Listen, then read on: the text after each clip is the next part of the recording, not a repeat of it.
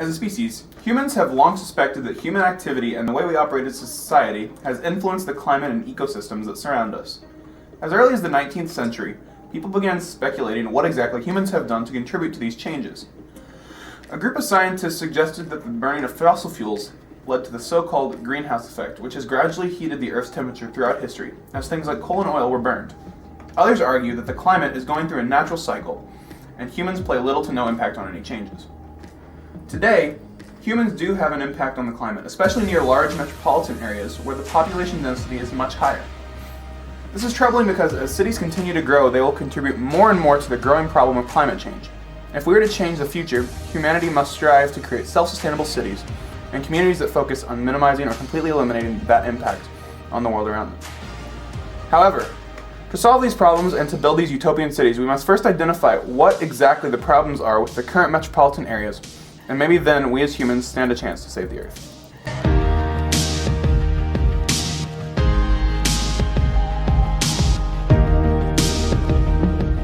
Breaking news. Cities around the world are killing our planet. From New York to Moscow, from Copenhagen to Sydney. All around the world, we are destroying the environments that the world depends on to support life. Our life. And these cities are some of the leading culprits.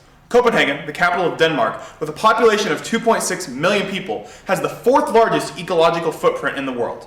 And while it is taking steps forward, it may be too late. Sydney, meanwhile, in the Great Southern Land of Australia, has 5.48 million people, and they love to pour garbage into the ocean, which is contributing to the death of the Great Barrier Reef. Finally, Moscow, the capital of Russia, with a population of 12.19 million, is the sixth largest city in the world. And its average temperature in the industrial center of the city is 10 degrees Celsius warmer than on the outskirts. It truly is one of the leading contributors to climate problems from big cities. Hey, what's up? I was just watching the news, There was a news report about different cities around the world, Copenhagen, Sydney, Moscow, just like how they're screwing everything up. Really? Yeah, it was kind of depressing. I would imagine. What's like the worst thing? I don't know, man. What would it be like if we built our own city? It'd be hard. I don't think we can build a city, but that doesn't mean it'll be a good city. I mean, I'm pretty smart, so I think we can do it. Yeah, but I'm smart too, and I don't think it'll work. Well, you just seem like a big pessimist. And you're a little too optimistic. Well, I know this guy, alright? And he knows a lot about the good things the cities are doing. I'll set up an interview with him, alright? And you go to that, and then you'll see that I'm right. Well, I'll make you go to an interview too, so you can see just how bad and how impossible it is for these cities to actually happen. Alright, sounds like a competition then. Yeah.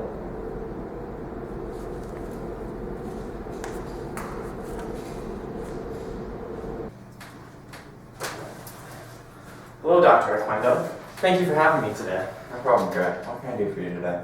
Well, my friend and I are trying to create a completely sustainable city. I think it can be done, but she's pretty skeptical. She set up this interview to try and show me that there's too much wrong with the world to create a perfect city. Well, your project certainly won't be easy. There are many things wrong with the world and its cities. Well, like what? I suppose I should know what they are so I can try and come up with solutions. It's really a lot to talk about. Do you have any cities in mind? Well, I saw this news broadcast and they talked about Copenhagen, Sydney, and Moscow. What do you know about those? We'll start with Copenhagen. There isn't as much wrong with it. It does have some issues though. The largest problem is their carbon footprint, which is the fourth largest in the world. This leads to a lot of carbon dioxide being introduced into the atmosphere from factories and fishing practices near Copenhagen. Other than that, Copenhagen is trying to be sustainable. Well, I guess that's not too bad. What about Sydney? Sydney causes a bit more problems. They're a coastal city, so they need protection from the ocean as they don't want the city damaged. They use a lot of seawalls and pontoons. In fact, almost 50% of the coastline has these devices. What's so bad about them? What do they do? It leads to a large loss of habitat with organisms that live in the coastal area. This disrupts ecosystems, causes large implications for surrounding areas. On top of this, they lead an increase in sound and light pollution, which kind of irritates people and animals. All right. So what else is bad about Sydney? I assume there's more than just seawalls. Correct. They also introduce a large number of invasive species, and these species outperform the already present species as they don't have any predators, and this causes more habitat and ecosystem destruction. All right. There's also runoff. So each year, about 500 gigaliters of chemicals and pollutants flood into Sydney Harbor.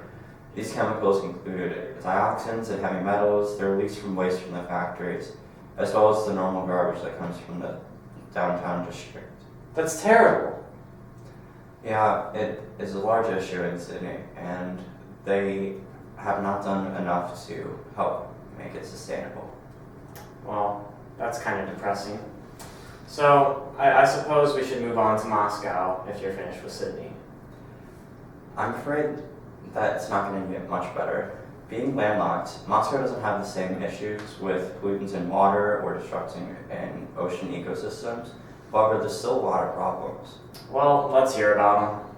First off, Moscow has a huge amount of air pollutants that's extremely hazardous for its people living there, especially older and younger children.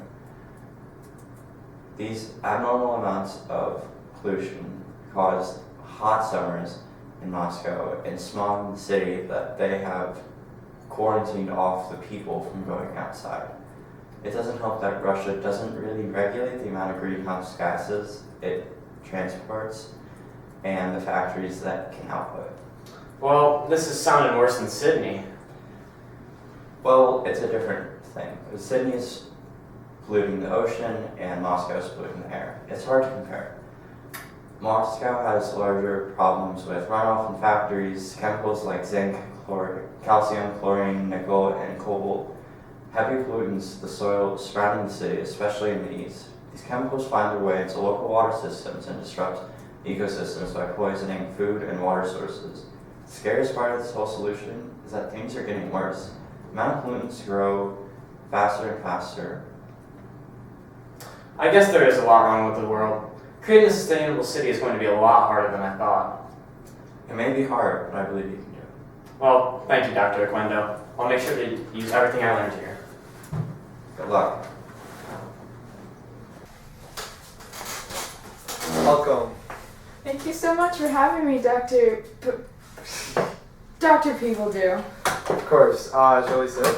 Sure. So, what can I do for you today? Well, my friend had this wonderful idea to try and build an ideal city. But I'm pretty sure that it's basically impossible. So he sent me here today, so you can explain to me that apparently it is possible. Well, you've come to the right place. I'm an expert on cities. So, what would you like to learn about first? Well, let's start with an easy one. Why is Copenhagen as successful as it is? So, Copenhagen has taken many measures to reduce its large ecological footprint. For one, Copenhagen is one of the most bike-friendly cities in the world, with almost 400 kilometers of designated bike trails throughout the city. The city's also started to develop a set of cycle superhighways, and these superhighways would make bike commutes in the city far easier, connecting the work, study, and residential areas of the city. With the friendliness of bikes here, 36% of the commuters in Copenhagen use bikes. Okay, so it sounds like bikes are pretty successful. But what about other methods of transportation? So Copenhagen actually has a super efficient metro system with trains departing every 4 minutes from every station on the dot. These trains are leading the way toward the use of biofuels as well, and the city of Copenhagen has encouraged transit to cut down on air pollutions with methods similar to the ones they're using with the trains. Okay, so we've covered that public transportation is a must in a clean city. But what about fossil fuels from like cars that aren't public and other gases that are released into the air? So Throughout Denmark, there is a promotion of renewable sources of energy and a discouragement of using fossil fuels. So, as a result, they have started to build and promote renewable sources of energy. So, two examples of this are Middelgrunden and Amager Bach. Middelgrunden is an offshore wind turbine farm built in 2000, and today it accounts for nearly 22% of all of Denmark's electricity needs. Meanwhile, Amager Bach is a waste-to-energy power plant located in Copenhagen that accounts for nearly 12% of the city's total electricity needs. With all this progress, Copenhagen's already reduced its carbon emissions by 22% since 1990, and is on track to reach its goals of being carbon-free by 2025 and fossil fuel-free by 2050. Wow, it sounds like Copenhagen and Denmark in general are really on top of their game. How about another city? What's Sydney doing, especially since they're right on the coast? So Sydney, like Copenhagen, has taken steps to reduce its total ecological footprint and the impact of natural disasters. So there are many strategies in place within Sydney currently, especially with its multi-layered safety system. So their strategy with this system is divided into 4 steps. Protection, which entails the installation of flood defenses; prevention, which involves the spatial planning and the adaptation of buildings to reduce potential damages; preparedness, which requires the preparation of detailed emergency plans, risk maps, and insurance; and emergency relief, which entails the planned evacuation of communities and then the provision of aid for these communities. Okay, so that makes sense. But what if there is no water that they cannot use? So there's currently 3 layers of intervention for droughts in the city as well. So protection, which involves defense against water shortages through the augmentation and diversification of water supplies; prevention, which prepares for shortages of water through the increased efficiency of water resources and timely asset maintenance; and preparedness, which requires building mechanisms to reduce the use of water and to adopt innovative technologies. These measures have helped to significantly reduce the impact of potential droughts throughout the city. And as I mentioned earlier, since Sydney is a coastal city, how do they take care of their coastline? So the state of New South Wales, which is the state in which Sydney is located, has established a Marine Estate Management Authority, which is commonly referred to as MEMA, and that organization has managed the Sydney Harbour far more effectively, including researching and understanding the characteristics of the harbour. MEMA has also implemented a threat and risk assessment framework to prioritize current threats and to fix them. Looking at the benefits that the harbour's natural resources provide and the threats that exist to these benefits, major research has continued to be done on the harbour to find green engineering techniques and to eliminate pollution and other stressors. Wow, I never knew that so many measures could be put in place to fix all of these problems. I'm still worried though. What about really bad cities like Moscow? So you may think that Moscow is bad ecologically, however, it has made attempts to reduce its total ecological footprint. So for instance, trucks that do not meet certain standards have been banned from the main roads. On the Moscow Ring Road, trucks that do not meet the Euro 2 standards are not allowed, and on the 3rd Ring Road, trucks that are not non-compliant with the Euro 3 standards have been banned. Trucks are currently responsible for nearly 30% of the total emissions from transport, and by banning trucks that do not meet certain regulations from the major roads of Moscow, the emissions in Moscow have been reduced. So they've also been focusing on transportation, similar to Copenhagen.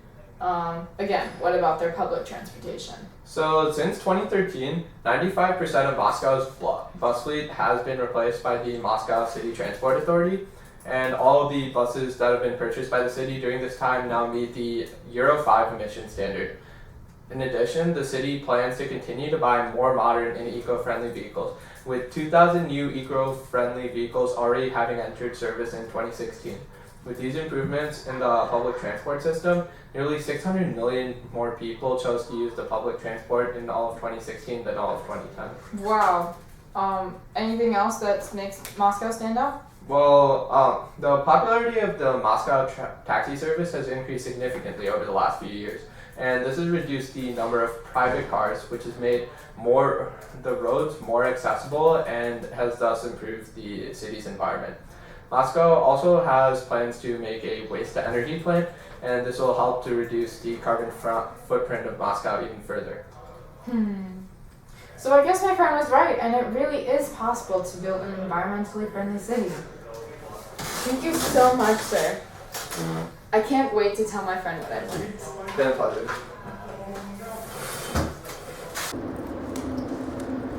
Well, I hope your interview went better than mine did. All we talked about was how bad everything in the world is. I actually learned a lot about how cities are doing well. I think you were right. I think it's possible to create a sustainable city. I'm not so sure, but we've come this far, so let's just give it a shot. We should start with a name and location for the city. Those are pretty important. Yeah, one of my friends went to New Zealand a couple years back. He said there's a lot of open ground where there's not a lot of cities on the southern island, so we could build it there near the eastern coast. Well, if we're doing New Zealand, we might as well name the city something that fits. The word for sustain in the Maori language is tautoko, so we could use that. That sounds perfect. Now, let's get down to planning the actual city. How about we start with the power grid? Well, from what I learned, fossil fuels are a huge red flag. Coal, oil, natural gas, they all have a huge negative impact on the surrounding ecosystem, including the humans in the city.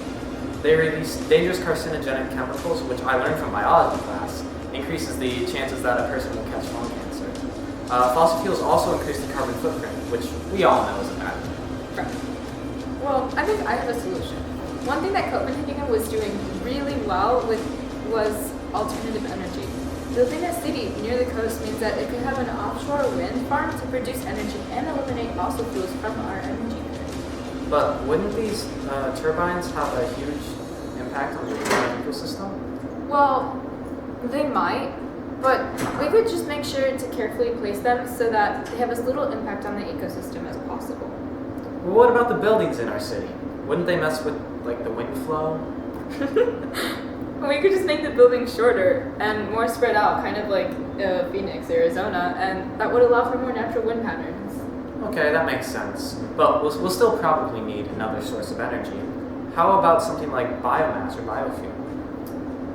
Moscow and Copenhagen have begun to use that too. They burn wood pellets and combustible waste to create energy, and it supplies enough electricity for 160,000 households. That's impressive. But wouldn't that release a lot of carbon and sulfur into the atmosphere? We could equip all the factories with a flue cleaning system, which would reduce sulfur and carbon monoxide emissions. We could also use the leftover solids to save road materials like gravel. There's also a heating supply system that I read about, which would be able to recapture any heat lost from the combustion processes and rechannel this heat to people's houses. Well, you seem to have this all figured out. How about we move on to something like waste management? I was watching a documentary in one of my biology classes about food waste, and it seems like a huge problem. They recommended composting food scraps instead of sending it to a landfill, since you can compost to grow more food. That sounds like a great idea. We could also set up a system where people ship their leftover scraps to a plant where it's turned into biofuel or burned for energy, like you mentioned earlier. I think you talked about something like that happening in Copenhagen, and it would just be a waste to not take advantage of that right now. Right. So what should we do for non-organic waste? I mean, it's not like you can just compost a chunk of plastic. Well, of course not. I feel like for plastic and other non-organic materials, we could just recycle them, and that would be pretty effective. We could encourage the people in our city to only use products that are recyclable too. How would we do that?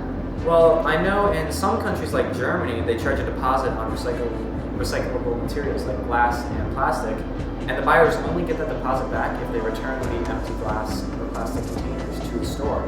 But we could do something like that, or just raise the prices for products that aren't recyclable. That makes sense. What else do we have to worry about with waste? Well, I know from my interview that places like Sydney and Moscow have huge problems with factory runoff. They release a lot of toxins and heavy metals into the surrounding ecosystems, and it's just not good for anyone. But I'm not quite sure what to do about that.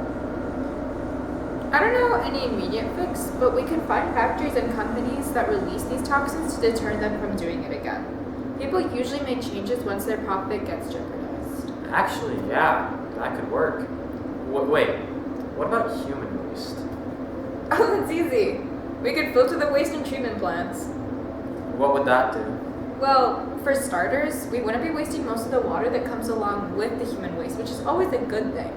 The treatment plants would also be filtering out dangerous chemicals in the waste that could otherwise contaminate the city and its surrounding ecosystems and cause disease. They would also convert the waste into useful products, such as charcoal and fertilizer, which would then be used to provide electricity to the city and grow food for the people to eat. Speaking of food, what should we do about that? Can't exactly have a city if we can't feed the people. Well, I mean, our city is on a coastline, which provides a lot of options for food. In Sydney, especially, fishing is one of the major industries, and it supplies a lot of food for the people in the city. There are also options like seaweed and other plant life, which people can eat. Doesn't fishing really hurt the aquatic ecosystem though? Only when the fishermen do it too much. We can make sure that all of the fish that are caught will be used in some way, whether it's for food or biomass energy. On top of this, we will only allow the fishermen to catch what they can sell so as to avoid any unnecessary disruptions to the ecosystem. It sounds like a great idea. On land, we could use animals like goats or chickens for food since they are pretty small and can be raised in the city. They also grow relatively quickly, so we wouldn't have to invest a lot of time or resources into raising them like a cow. Yeah, and they offer products like eggs and milk, so we wouldn't have to get stuff out of them without having to kill them. Very efficient. Of course. What should we do about plants? We can't exactly make a farm in the middle of a city. I mean, well, we should just make all of the city parks into community gardens. Each household would be given a plot they could use to grow their own food, and if they don't want to use it, they could give it to a neighbor so the land wouldn't go to waste. And if they don't think that these community gardens get them enough food, they could use the roofs of their apartment buildings or their backyards if they have them as another plot where they can grow plants like tomatoes or carrots. I'm pretty sure that New Zealand's climate would let them grow most plants for almost all of the year. Any food that a family doesn't eat could be composted or used for biofuel to eliminate any food waste. Yeah. You know, food is great, but water is also essential. Do you have any ideas for that? Well, obviously we need to keep the coast as perfect as can be. After all, how can we call ourselves a sustainable city if we can't even keep our coast intact? You're right. Instead of building seawalls and other harmful structures like other cities, we'll use biodegradable substances like bioplastics, which are made from soybeans. Also, we can use the natural shape of the land to construct a harbor and protect the city from flooding. Alright, that sounds good. So now what about the water we actually use and drink? You know, fresh water? Well, I mean, we can make use of the water we live near, like the ocean, and convert it into fresh water, but I'm not entirely sure as to how I would execute that.